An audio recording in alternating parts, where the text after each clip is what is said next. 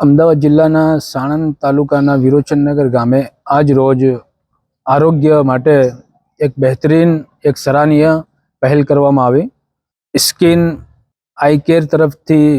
દાંત અને આંખના નિષ્ણાત ડૉક્ટરો દ્વારા આજ રોજ વિરોચનનગર મકામે પ્રાથમિક શાળા નંબર 1ના અંદર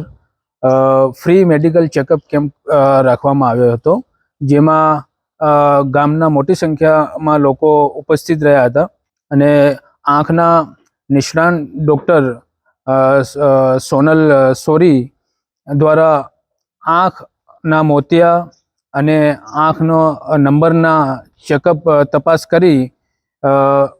લોકોને માર્ગદર્શન પણ આપવામાં આવ્યું અને આંખની તપાસ માટે 300થી વધુ લોકોએ આ તપાસ કરાવી અને દાંતના નિષ્ણાત ડૉક્ટર નિધિ મહેશ જૈન અને ડૉક્ટર મિલોની શાહ દ્વારા દાંત કાઢવા